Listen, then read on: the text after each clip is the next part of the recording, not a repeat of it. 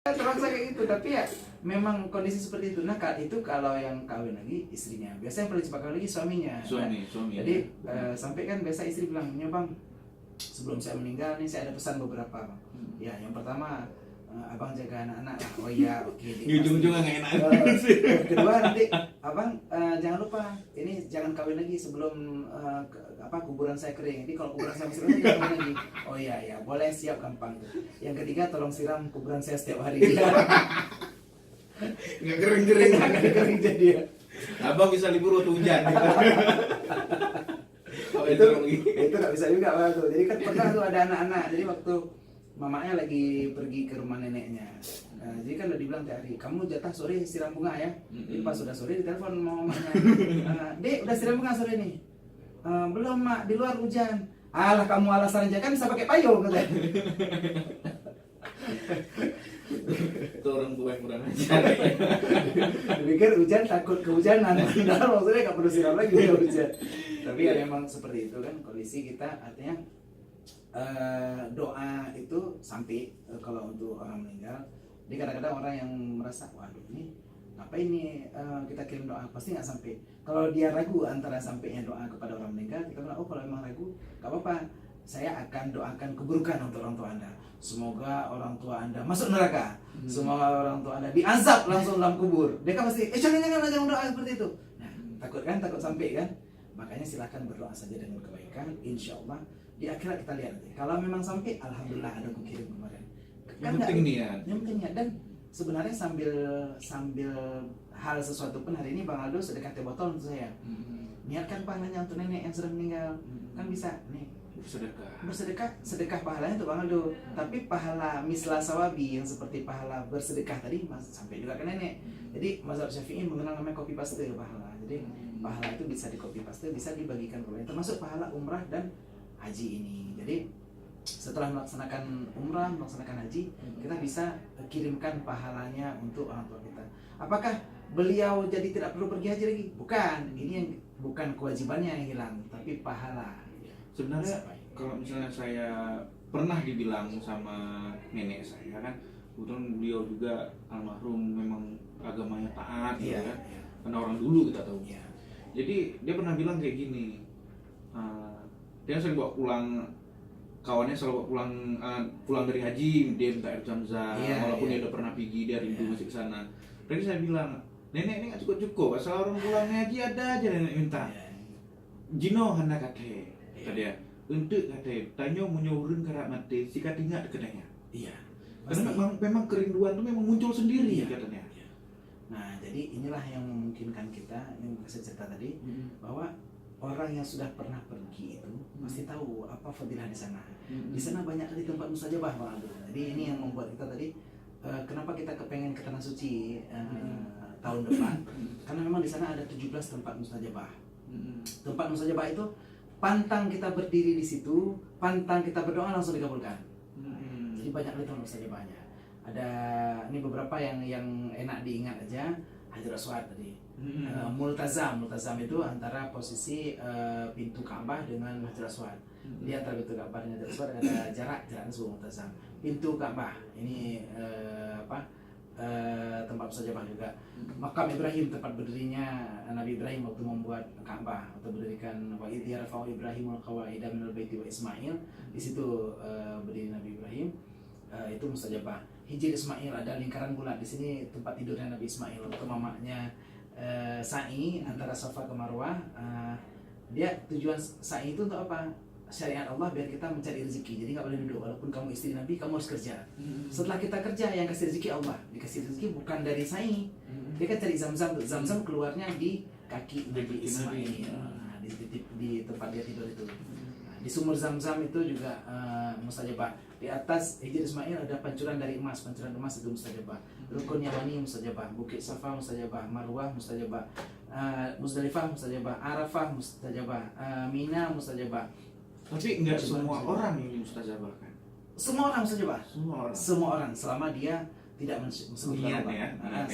Jadi enaknya di situ kita ke tempat itu, Bang Aldo, kita seperti dapat lampu Aladin. Jadi langsung kukabulkan satu permintaanmu, itu langsung dikabulkan.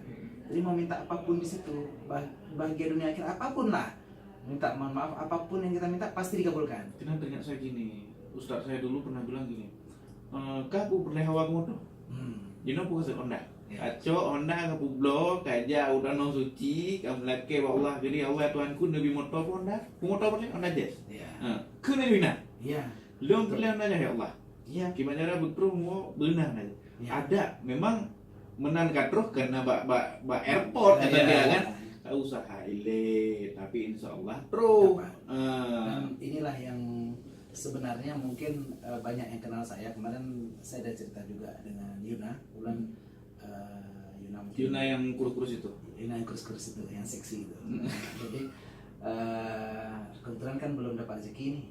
Jadi saya cerita dari 2014 itu saya dikenal sebagai Ustadz umrah 50.000. Artinya saya bisa memberangkatkan umrah orang dengan biaya 50.000. Dan biasa saya bisa dihubungi dan saya mau datang kalau kebetulan lagi nggak beradu dengan acara lain untuk buat perkumpulan kecil, kita sharing, dan banyak sekali yang sudah berhasil. Jadi kebetulan ada beberapa yang berangkat itu dengan niatnya kepengen mobil. Jadi kepengen mobil, dia pulang itu 2014-2015 bisa beli mobil Kijang Komando. Dan alhamdulillah kemarin 2017 sudah terbeli Pajero. Pajero, dia punya Mogi 2, punya Ruko 1.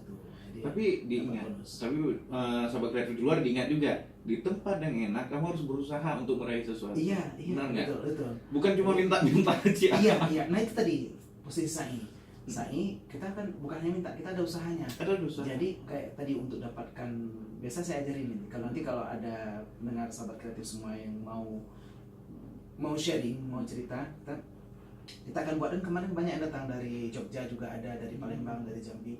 Kita selesaikan semua masalah saya kasih satu solusi, yaitu umrah. Jadi bagaimana tahun ini kita antar jemaah haji, mintakan doa dari mereka tanah suci agar tahun depan kita punya rezeki untuk berangkat umrah. Dari umrah kita berdoa sendiri supaya dapat uang sampai 170 juta, kita daftar haji plus.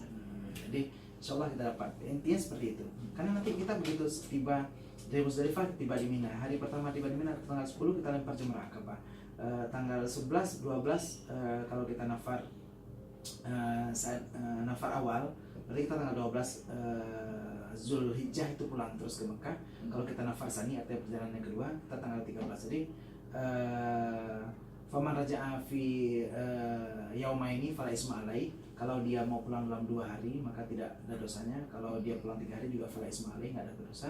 Jadi di hari ke-12 ke-13 itu juga tetap melempar jumrah ula, usta, akabah. Jadi ada 3 jumrah. 3 jumrah kenapa? Karena ada 3 yang diganggu setan, ada bapak, ada mama, ada anak, ada Nabi Ibrahim, Siti Hajar, sama Ismail, ada 3 jumrah. Nah itu prosesi daripada ibadah haji. Selesai di situ kita balik ke Mekah, kita tawaf, namanya tawaf ifadah, tawaf rukun. Setelah itu kita sa'i. Setelah tadi kita tanggal 10 dan Jamrah Akabah itu sudah selesai tahallul awal. Tahallul awal artinya kita sudah bisa pakai baju lagi, baju berjahit, sudah bisa potong rambut. Yang nggak boleh satu, yaitu berhubungan suami istri. Nah, berhubungan suami istri baru boleh kapan? Setelah kita tahallul sani, tahallul akbar. Yang kedua setelah tawaf sa'i lagi di sini, baru kita tahallul akhir, tahallul akbar. Nah, kita baru menunggu jadwal pulang. Sebelum menunggu jadwal pulang, umrah lagi. Nah, umrah itulah yang membuat kita akan terhapus kefakiran kita sama seperti api terhapus karat pada besi. 2012 saya berangkat umrah, saya membawa hutang 1,4 miliar. Dan alhamdulillah hutang itu selesai, hilang semua. Dan banyak sekali testimoni dari teman-teman yang sehingga membuat semangat untuk kita semua berangkat haji. Bagi yang mau nanti boleh hubungi kembali melalui Bang Aldo boleh. Kita akan cerita sharing. Ada teman-teman yang keinginannya macam-macam. Bahkan testimoni kita terbesar saat ini, terhebat, ada salah seorang teman saya yang sudah 7 tahun nggak punya anak. Saya sarankan pergumulan dan saya ajarkan doanya bagaimana caranya. Alhamdulillah pulang ke situ sekarang sudah punya anak. Ada yang kemarin juga bulan 12 baru-baru ini teman juga berangkat umrah, sekarang sudah 4 bulan. Ini si Una mana? Itulah dia si yang Una, lulus tadi, Una, kayak udah dibilang. Jadi udah kemarin sama Bang Ari sudah target.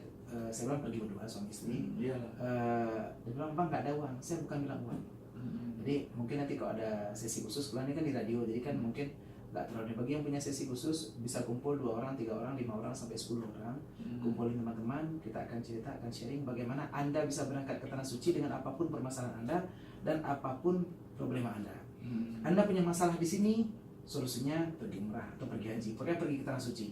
Solusinya itu. Tapi caranya bagaimana? Kita coba cari cara sampai Anda bisa berangkat. Baik. Apapun masalahnya. Baik Pak Ustadz, terima kasih banyak Ya, atas sama-sama. waktunya. Ini Yang 5 ya. yang ngomongnya asik sebenarnya sih, cuma kita dibatasi oleh Waktu. waktu. Karena ini Banda Aceh lagi tunggu kita nih. Baik Sobat Kreatif, demikianlah dialog bersama Ustadz Mirza Gunawan atau kerap kita sapa dengan Ustadz Ugi ya. Dengan temanya tahun ini antar jamaah haji, insyaallah tahun depan ke Tanah Suci.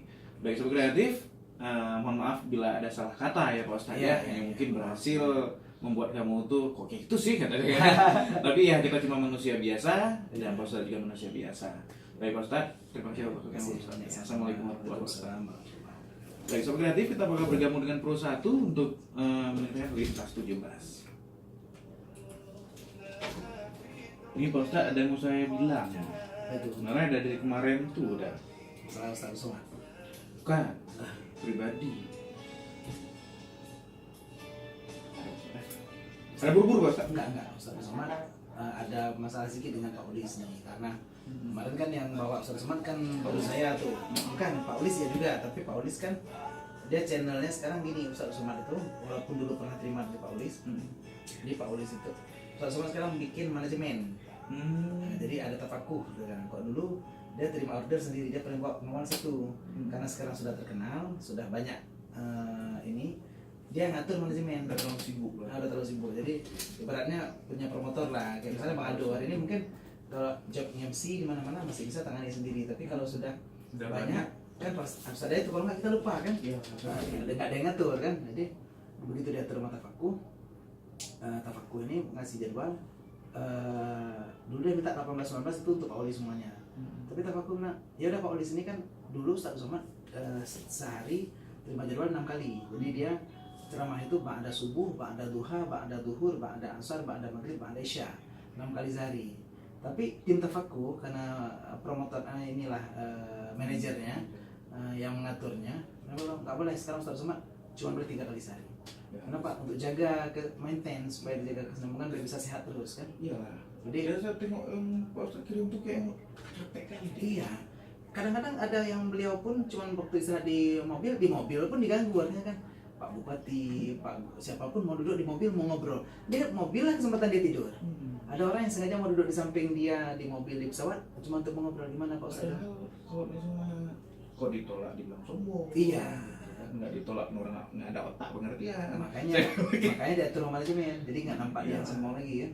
Nah Pak Ulis, karena ini kan jadwal kemarin sudah penuh sampai 2015. Sementara jadwal dipotong setengah nih. Dulu bisa 6 jadwal, sekarang jadi 3. Jadi Pak Ulis cuma dikasih 1 hari di tanggal 19 itu. Jadi yang lain jadwal diatur oleh tim tafakuh. Tim tafakuh untuk di Aceh adalah orang ikatan alumni Timur Tengah. Nah, Abi Zahrul yang guru saya di Mudi itu kebetulan beliau ini apa dekat dengan orang ikan ini dan beliau lah yang hire. Makanya di jadwal-jadwal ini kebetulan Abi kepengen Pak Ulis bisa dibantu, tapi karena Pak Ulis kemarin banyak yang posisi di punya beliau saja kepengen meresmikan ini itu, ada peresmian balai pengajian baru, Kepentingan pribadi. akhirnya banyak yang dikat. Nah ini tinggal 1 ya yang dengan 2 yang Tanah Pasir sama yang di Transpansar. Jadi gini Pak Ustadz, saya bilang pribadi ya. Kenapa dia rukiah? Rukiah, boleh nanti kalau rukiah saya bisa juga, tapi ada kawan yang lebih emang sering, maksudnya dia profesi khusus ya. Kalau memang ini, kalau saya pribadi bisa juga, tapi maksudnya ya harus nyari waktu kan. Artinya Nggak apa-apa, misalnya apa saya nanya. Kenapa? Gini, jujur saya bilang, udah berapa kali saya jumpa Pak Ustadz, mata saya pedih ya Pak. oh ya, Lempar ya. Nggak boleh saya bilang lempar, tapi memang pedih. Dari tadi saya pedih. oh gitu. Dari tadi pedih. Kayak ada beberapa kali misalnya kan dia Pak Ustadz. Waktu pertama biasa aja, kan tapi gitu dia mulai kayak rasa malas kayak gitu kan. Dan tuh saya nengok asal saya nengok Ustadz datang kemari, apalagi Pak Ustadz Ugi, pedis mata saya. Iya. Ini pedis nih. Galak juga. Maka saya bilang, oh muka berat sama. Dan tadi Iya. ya tuh. Iya. Pedih sekali ini. Saya pikir tadi lelah apa kan Enggak. tuh atau gimana? Pedih sama. Oh gitu. Oh boleh apa nanti? Kok Ustaz berarti mungkin Iya, nampak iya, memang. nampak tadi. Pedih juga nih. Kalau misalnya nggak ada Ustaz, biasa aja saya. Oh gitu. Doa juga. Ya nggak apa-apa. Nanti kita coba cari solusinya. Kapan ada waktu Bang Aldo Itu di situ. gini Ustaz, saya kan sholat juga kan, sholat. Ini saya bongkar lah karena mungkin istri saya susah saya lihat hubungan. Ya. Dia sering nggak mau. Dia tuh nanti dia udah aku memilih dulu saya sholat. Nanti betul dulu sholat. Udah malam dia udah mau. Oh gitu. Selalu tuh. Apa kejadian kayak gini dong nanti? Berarti ada sesuatu. Ya? Ada sesuatu. Saya sendiri ngerasa kan, ngerasa gini. Ada yang aneh saya. Masa setelah habis sholat kok udah mau ya? Kok udah mau? Ah, Tapi kalau misalnya padahal di malam yang sama ya. Iya. Sampai kadang-kadang saya sendiri kan sampai jujur sampai malas saya ambil wudhu, malas saya sholat. Nanti sholat mandi lagi. Iya. Tapi kalau misalnya mau sholat nggak ada pun dia minta, nggak ada pun waktu pajak nggak mau dah. Iya. Tapi kok udah ambil sholat udah mau dah. Kadang dia minta sampai dia bilang dek, kok kau karulung ah. Iya. Aku coin mayang kagle aku tahu dah. Iya. Jik, apa lu abang nih? Dia nggak tahu perasaan kita tadi Iya. di hati kita sendiri. Itu Ya? bukan sekali, Iya. 2 kali, bukan 3 kali Pak Ustaz. Iya. Dan udah keseringan saya kayak gitu. Makanya ada yang aneh. Iya. Tapi nggak apa-apa. Ada solusi nanti. Jadi saya kasihin kalau memang mau saya yang bacain, saya rupiahin bisa. Saya kasihin ayatnya juga boleh. Jadi Lebih afdolnya kayak mana? lebih afdal sebenarnya sendiri. Sendiri, Karena ya. jadi saya kasih amalannya beramal, nanti mau ada mimpi. Jadi saat mimpi ada sesuatu akan terjadi duel.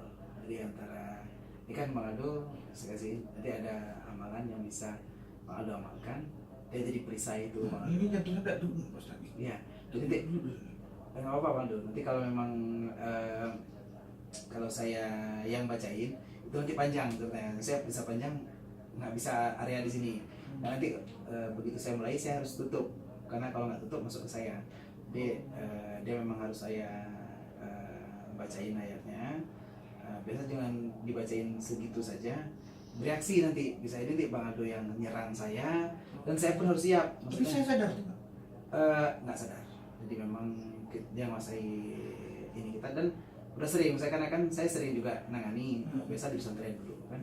Jadi banyak hal seperti ini yang biasa malas ngaji, yang tahu sendiri. Jadi kan murid-murid seperti itu banyak saya tangani. Kadang-kadang pas saya bacain, jadi ada yang nampak langsung, saya nampak langsung dia.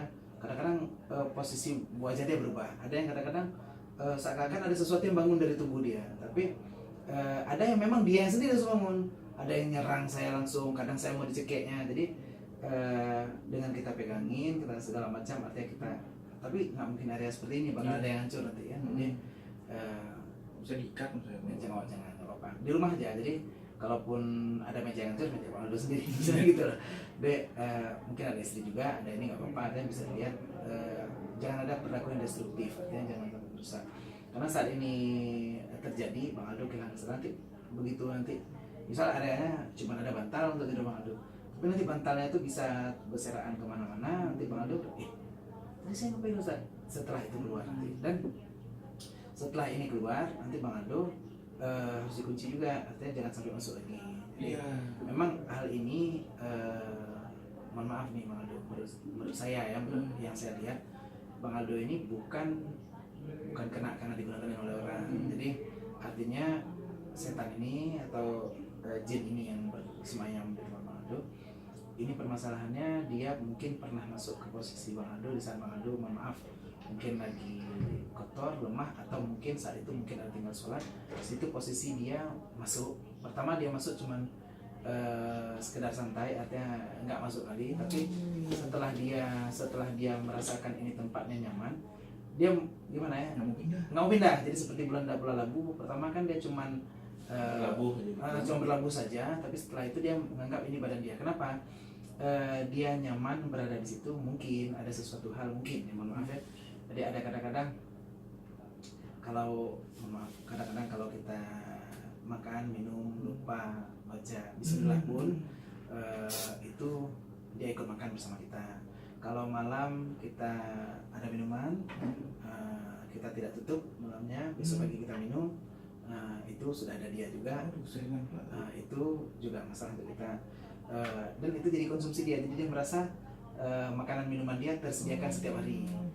Setelah itu emang ini yang mohon maaf nih yang ada di Bang Aldo tidak ganas sekali, tidak kuat sekali, dan bukan jin kafir sekali, artinya dia jin Islam tapi dia posisinya kayak gimana ya, kayak orang yang ingkar gitu, maksudnya orang Batak. Posisinya Islam bukan jin kafir, Islam KTP ya posisinya, jadi gitu. Tapi emang selama ini ya nggak pernah ngapa-ngapain, misalnya nggak pernah sholat, nggak pernah ngapain. Jadi saat ada sesuatu yang berhubungan dengan yang membuat Bang Aldo jadi bagus, dia merasa kurang nyaman sehingga dia memberikan respon, dan dia asyaitan yajri majrad dam, dia kan berjalan di aliran urat darah. Maka saat nanti kita bacakan Allahumma sultan al-azim al-man al-qadim al-wajil karim al-wajil karim al-tammati wa tamati mustajabati akhir hasan musai. Saat kita bacakan doa itu sampai habis, dia akan bereaksi. Nanti saat bereaksi, Bang Aldo pun lihat sendiri sebelum Bang Aldo hilang kesadaran. Kalau nggak parah kali, Bang Aldo nggak hilang kesadaran. Kalau parah sekali, dia menutupi, artinya dia menguasai.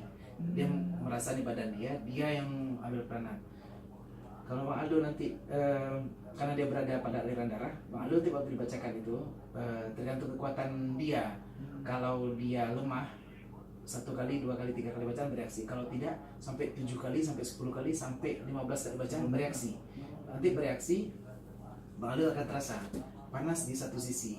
Apakah di tangan, apakah di dada, apakah nanti kan denyut jantung berdetak keras, nanti mulai hangat. Kadang-kadang di tangan, kadang-kadang tangan kiri, kok tiba-tiba nih ada panas. Kadang-kadang di kaki. Nanti saat dibacakan itu, makanya kita butuh area yang luas. Saat itu dibacakan, Bang Aldo tolong tunjuk kalau masih sadar. Nanti kalau nggak sadar, ada reaksi. Misalnya Bang Aldo sudah tertutup kesadarannya, ada reaksi, ada yang bergerak. Jadi gampang tahunya seperti itu. Apakah tangan kanan kini itu dapat tangan kanan atau kiri bergetar, terus kita tahu di situ. Saat itu dipegang dia melawan. Itu biasa kalau sudah Bang Aldo nggak sadar, tidak kuat. Jadi gini, dulu kan dengan saya kecil, dia tinggal Gunung Panjo, di sebelah itu memang kuburan keluarga semua. Saya pernah sakit dulu, sakit dulu, antara sadar dan tidak, tapi memang bukan mimpi. Jadi ya, saya tidur sampai saya nggak bisa gerak, sampai nggak bisa ngomong, menjerit panggil nenek nggak bisa. Laki sama perempuan, telanjang bulat, saya tidur kayak lampu tapi nampak. Dia nyusun baju saya. Gitu. Berhenti saya Ustaz. Nyusun baju saya, tapi dia keluar dari dinding itu, keluar terus kayak gitu. Kalau menurut pandangan saya masih nggak sampai sekarang. Kayak suami istri. Kayak suami istri, dia nyusun baju saya. Tapi baju saya nggak ada yang serak. Mungkin itu ada efeknya juga tadi ke hubungan suami istri tadi yang terjadi ya. Maksudnya apakah sepasang mereka di situ, artinya mereka pun tidak mau ininya dicampuri oleh orang lain. Itu pernah juga Pak Ustaz, saya masih di Batu Kecil itu, saya disuruh mandiin pedang sama nenek. Oh gitu. Ada pedang tuh masih saya simpan, foto memang kemarin tuh nenek meninggal agak berat Pak Ustaz. Ada juga. Ada orang dulu kan, nenek saya Saripah, orang Said. Jadi ada peninggalan zaman di dulu sampai dipakai sama ayah saya pun, memang kayaknya udah nggak bagus pedang itu. Ayah saya pun meninggal karena kanker, memang kena penyakit, kurus badannya. Ayah saya dulu propos, jadi badannya 2 kali dari saya. Tegap sekali. Tegap. Meninggal jadi kurus. Meninggal kurus, percis kayak satpam dia dari kurus sekali. Meninggal karena kanker memang. Karena pedang itu masih di situ. Memang saya ngerasa nggak enak pedang itu. Dulu suruh mandiin sama nenek. Ada baca-baca nenek, saya karena saya kecil kan saya malas. Kasih mandi, pokoknya pedang itu memang beracun. Pedang tuh mau saya jual, tapi ribut keluarga. Ribut. Pedang tuh mau saya jual diam-diam kemarin itu. Maksud saya nggak bisa jual, mau saya kasih pun. Ada saya jumpa sama yang di Banda Aceh tuh, yang tukang koleksi barang mewah tuh. Siapa namanya? Lupa saya. Orang kaya juga. Sampai saya kasih sama dia, ambil aja nih Pak.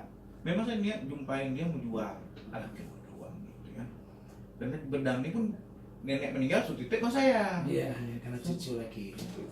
Di kafan nih, saya nggak suka. Dari kafan ini digulung pakai kain kuning. Iya. Tapi nenek orang taat, Iya. orang sekolah nggak pernah tinggal. Iya. Saya kasih ke sana, bapak tuh udah buka, ini ada isi kata dia kan. Pertama saya nggak yakin, memang ada isi itu Pak, saya beracun memang pedang dulu. Ya udah ditaruh di tanah, pedang tuh ditancap, dibuat keliling, tak kayak mana dia buat keliling, cari lempar beras, ambil ayam berapa biji gitu, di lingkaran tuh ayam tuh makan. Iya. Yang makan di luar itu asli saya tengok sendiri. Saya takut, saya bilang, "Nicok beron mentang, apa yang di bayi itu gede?" "Oh loh, aku tuh," tadi. Oh, malah dia. Nggak mau, kabur mentang gede. Saya bawa pulang, almarhum masih hidup ayah. Ya, udah biar ayah jual aja, kok nggak boleh kata dia. Nah, udah jual aja, kok ayah tanya pula ampun. Iya, karena nenek kasih sama kau kata dia. Udah jual. Ayah bawa ayah mau ke Melabo. Saya tinggal ke Panjo sebelum sampai Matang. Iya. Sampai simpang Kambing, ban mobil meledak. Masya Allah. Ban mobil meledak. Gede juga. Oh, biasa. Pakai lagi ban mobil lain. Enggak belum sampai Matang, meledak lagi. Masya Allah. Oh, ini mungkin nggak betul mobil nih. Pergi ya, naik L300 sama kawannya. Sampai L300, 2 ban mobil meledak. Dan nggak betul, Pak, pulang. Masya Allah. Gawat kali. Itulah, Berarti Pak. nggak mau pergi deh. Nggak mau pergi, Pak, pulang. Ke rumah Banjo. Selama nenek meninggal, itu udah lama, tahun 2007. Nggak pernah saya mandikan sampai saya kawin kemarin tuh nggak pernah saya mandikan. Apa itu? Terakhir saya telepon keluarga saya di Jakarta, pulang tanya orang kemari. Ini udah nggak betul. Dulu tinggal sama ayah yang di Pedang, rumah tangga hancur. Sama Waam meninggal. Sama mama. Hancur. Sampainya juga. Hah? Enggak, ayah sama mama ada ribut juga enggak? Ribut. Saya bisa dari kecil. Oh itu. Saya broken home, Pak Ustaz. Oh. Adik saya tuh masih umur 3 bulan. Oh Jadi, itu. jadi mama sama ayah ada sendiri-sendiri. Udah ada keluarga masing-masing. Iya. Bang Aldo ikut ayah. Aldo dulu ikut nenek. Oh iya, nenek. nenek ya. Siap tamat sekolah SD, Aldo ikut ayah di Medan. Iya. Ayah pindah tugas di Medan. Cuma sampai SMP kelas 2 dulu sih. Iya. Itu karena tinggal mama tirian orang Padang. Ya nama kita anak laki keras. Saya disuruh. Kok percis kayak kejadian di film-film tuh kayak itulah. Anak tiri. Saya lari dari Ibu tiri hanya cinta kepada ayahku saja. sama ayah, waktu ada ayah dikasih uang jajan 3.000 udah ongkos dapur sana saya sekolah di Rambung di Binjai. Pulang gitu ayah balik ke Aceh, saya cuma dikasih 1.000 di situ ongkos, di situ jajan mana ada ongkos sama jajan, cuma ongkos kok di situ. Nah, tahan lagi saya lari dari rumah, saya tinggal di Sekambing kok Ustaz. Saya tinggal di kos sama kawan. Kebetulan kemarin tuh saya tidur di depan ruko orang, Aduh, jadi Cina. tidur situ. Tidur di situ, jadi anak pang. Ngamen saya di Sekambing. Oh gitu. Nggak lama, 4 Sekolah bulan. putus. Sekolah kemarin tuh saya nggak masuk hampir 6 bulan. Aduh. Karena nggak ada uang. Ya Allah. Tapi ada yang tolong saya Pak Ustaz. Dan meninggal tapi Kak Siti. Dia berhenti. Oh gitu. Dia pelacur. Tapi orang tanya. Jadi dia bantu. Saya sakit kemarin tuh depan rumah saya diusir. Cina tuh tau lah. Saya pak usir. Oh demam saya. Lewat kakak tuh pulang belanja. Tengok. Kok masih tidur kok jam segini pun kok ngomen-ngomen di sana. Kenal karena sering lewat dia. Nah, ada kak. Udah makan kok belum? Pegang panas badan. Udah kok. Mana kok tidur di rumah?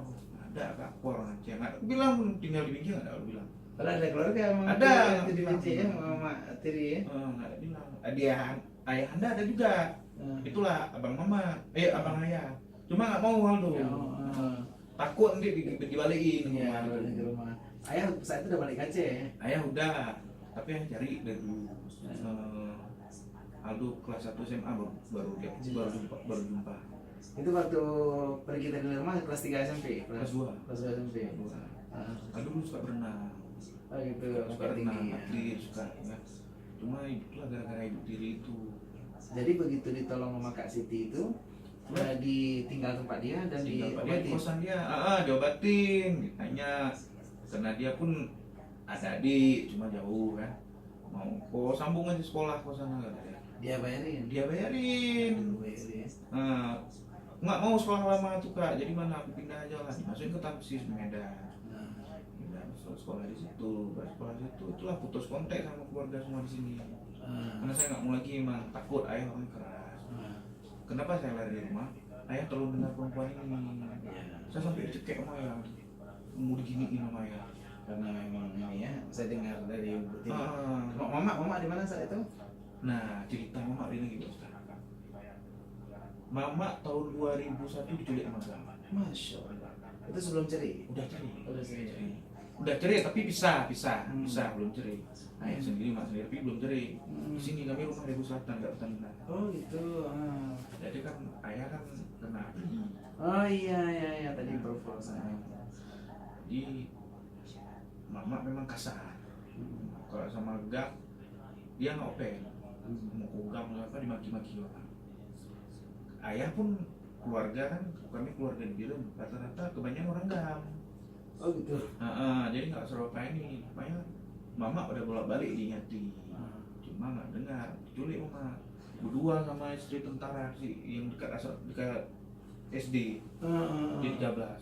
Iya. Diculik mama, tahun 2001 mama diculik. Itu belum kawin lagi, belum? Karena Belum. istri, ya? Itu kami nggak tahu kabar mama. Ya Allah. Kami tahu kabar mama tahun 2009. Jauh kali 8 tahun nih. Kami kira mama udah meninggal. Udah pernah menuju kami itu. Ya Allah. Mama diculik, kuku naik ke atas misong, naik ke atas aja. Tahu kok bisa tahu ke keruku? Nah, taunya gini, rupanya ada adik tiri mama, Cik Usin. Dia sampai sekarang dia gecik di Palu Gading, kuruku. Iya. Dia dekat Moranggam. Nggak tahu informasi ya. Jadi gini, mama cerita, mama udah diculik udah 2 bulan kata saya. Mama cakap mama dari diperkosa, dari dipukul, ada habis tegam tuh kan bagus sekali pun. Iya. Jadi dibilang sama saya, dia punya abang, dia bilang saya punya abang, Yusin, Pak Dah kecil Palu Gading. Dari rupanya Cik Usin datang ke sana, yang culik rupanya kawan Cik Usin juga. Kenal juga. Jadi mama ditebus. Mama tebus sekitar kemarin tuh uang sekitar 40 juta. Itu sudah 2009 belum? Belum, itu masih 2001. Berarti seharusnya dibalikkan kembali lah seharusnya. Jadi mama Cik Usin cuma ada uang 20 juta. Nggak lapor ke ayah atau ke kalian di sini? Wallahualam sampai sekarang saya nggak tahu. Pokoknya anak-anaknya nggak tahu. Yang tahu kejadian tuh pokoknya tiba-tiba mama telepon tahun 2009. Masih pakai nomor telepon rumah kami gitu. Bapak satu dia. Jadi sebelum itu Cik Usin naik ke atas, pulang, mama ditangkap berdua. Iya. Yang kawan mama ini lari, mama cerita sendiri. Dia lari, dari orang ini lepas, lari. Istri tentara ini mati. Masya Allah. Mati ditembak, kena lari. Mama menjerit, nggak ini pokoknya mama ada habis babak belur dipukul. Mayat perempuan ini, tentara ini, istri tentara ini, jumpa di jembatan PIM itu, dicapak di situ Kanjang Bulat. Yang taunya kami di sini kan mama diculik sama ibu tuh, ibu itu udah dapat mayatnya. Udah dapat mayat ya otomatis mama pasti meninggal juga. Nggak mungkin salah satu masih hidup kami pikir.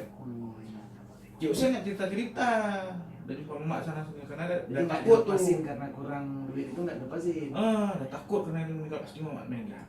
Rupanya mama kata mama dia ditolong orang malam-malam. Lari dia dari pokoknya dari Misang itu dia lari tembus hutannya. Dari hutan dia lari. Dibilang mama terus kita hampir 1 bulan dia lari, nggak ingat lagi kata dia. Macam-macam dari tengok di hutan itu. Sama-sama orang itu lari.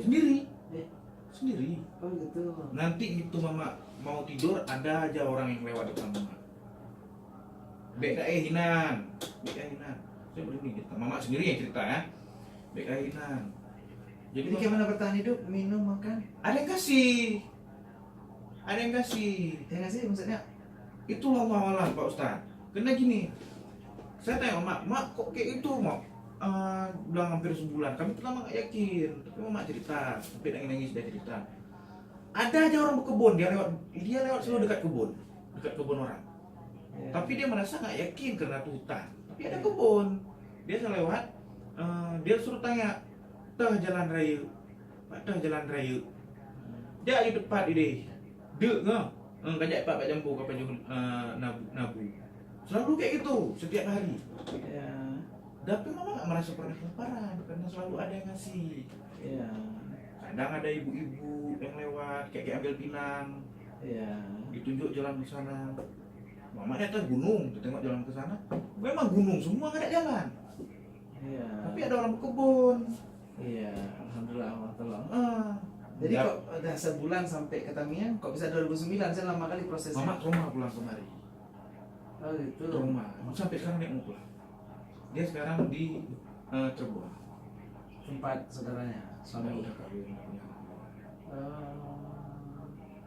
Oh gitu. Tapi proses 8 tahun itu di Tamiang tinggal di mana? Enggak di Tamiang, Mak. Mama tembusnya ke Tamiang. Hmm. Dia tuh mama ke Medan katanya. Medan dia sembunyi-sembunyi, pokoknya asal nengok orang udah pakai sepatu ya itu, Takut. udah takut dia. Sampai sekarang. Dia dari situ cari uang, pinjam sama kawannya, dia nangis-nangis jangan bilang masa ke siapa. Ke Jakarta tapi Jakarta ada kawannya. Kawannya tuh yang tolongin dia bawa ke psikiater. Kebetulan 2009 tuh saya di Jakarta. Saya ngeband. Oh gitu. Saya masuk label dulu, saya masuk label Nada Suara. Oh, gitu. Dapat laptop. Sampai masuk rekaman. Iya kami dulu, tapi ditipu sama promotor. Oh gitu. Saya sama Kertas satu kami itu. Oh, ya, Sekarang sama Armada Kertas. namanya. Ya. Satu manajemen kami. Oh gitu. Sama Jirok satu manajemen. 3 kami dulu. Oh gitu. Ditipu kayak mana ceritanya? Ditipu gini. Kami touring seluruh Indonesia itu 97 kota dari Sabang sampai Merauke. Dimulai dari Jakarta duluan untuk titik pertama. Ya. Jakarta oke. Pentas. Band pembuka kami itu band selingan, dimasukin selim untuk perkenalan. Pertama masuk Mahalnya pegang apa itu? bass ya. Oh bahasa. Ungu. Nah, main ungu berapa kali kami masuk. Setelah orang tuh break kami masuk, nanti gantian lagi. Makanya untuk berapa kali Jirok masuk. Udah main artis papan atas main lagi, masuk lagi LKC. Ya. Udah, pokoknya dari 97 kota kami kayak gitu terus. Terakhir di Apa Palembang, nama grup yang mainnya? patroli. Patroli ya. Di Itu orangnya kumpul dari Medan atau memang di Jakarta? kami di sini, Oh dari Aceh? di sini, Oh, dari sini. Iya. Yang bangkitkan nama band di sinilah, RRI ini. Oh gitu. Dulu RRI ada buat festival pop indie. Iya, iya, iya. Belum kami menang juara 3. Oh gitu. Jadi juara 1-2 memang orang anak buah anak juri itu juga juri. Lagu saya sampai diminta sama manajemen Drive. Iya. Minta gitu, saya bilang nggak mau kasih orang yang kenal di sana. Oh gitu. Jadi itu saat itu udah di sini lagi. Maksudnya karena lari dari Medan tadi ya ceritanya. Apa sih? Ya, tadi kan Oh yang saya dulu tuh, itu gini ceritanya karena tempat potong kan. Iya. Kelas 1 SMA waktu saya ngamen. Tamsis itu. Enggak, saya SMP Tamsis. Heeh. SMP. SMA saya ke SMA 5 Binjai. Heeh. Jadi saya ngamen di hari Sabtu tuh, saya masuk siang. Saya ngamen di Cicambing. Oh, ngamen tetap ngamen. Ngamen tetap ngamen. Nah. Ayah lewat. Di lampu merah. Lampu merah. Nengok tanda. Kawannya yang bilang. Terus sidik pun, saya dipanggil Sipo. Iya, timun dari. Terus sidik pun tuh. Saya nggak tahu tuh ayah, ada ayah dalam mobil. Cerita ngomong nyanyi. Turun ayah, sekap ayah. Saya takut nggak tahu tuh ayah, masukin dalam mobil, jadi muntah. Pas tengok ayah, terkejut saya nangis. Ayah pun nangis nengok saya. Kemana aku udah berapa nggak pulang nih? Saya bilang, saya cerita dari awal. Udah ikut ayah. Ayah saya orangnya temperamen. Ikut ayah pulang sana. Nggak mau, mati saya mau pulang. Sampai di borgol sama ayah. Udah kayak maling nih buat bawa pulang. Ibu Binjai itu tuh kerja. Jadi. Di situ ditalak sama ayah. Oh karena dia nyakitin Ronaldo. Di situ kan. Ditanya ayah, kenapa aku nggak cerita sama ayah? Kayak mana aku mau cerita sama ayah? Asal pun cerita sama ayah, kalau dengar ibu tuh aja. Ada aku nggak dikasih makan? Nggak ada makan, ada selalu ada. Cuma asal pun pulang sekolah nggak pernah pun ada nasi, kecuali masak sendiri. Tapi kok ada ayah, lengkap masakan. Nah, ayah pergi, waktu ada ayah jajan 3.000 pun ada jajan sekolah. Tapi gitu yang ada pun cuma 1.000, cukup ongkos untuk sudek pulang balik 500. 500 tidak apa-apa, nggak ada apa-apa. Untuk besok lagi, kadang mau berenang nggak kasih uang.